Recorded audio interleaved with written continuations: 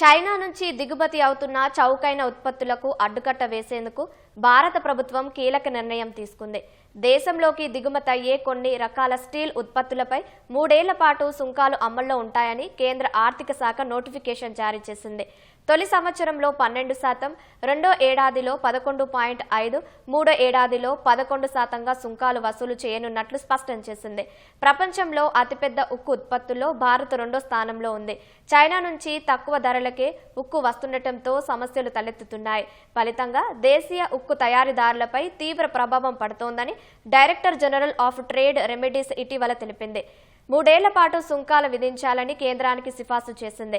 ఈ క్రమంలో China, Vietnam, Nepal వంటి దేశాల నుంచి వచ్చే ఉక్కు ఉత్పత్తులపై కేంద్రం సుంకాలు ప్రకటించింది.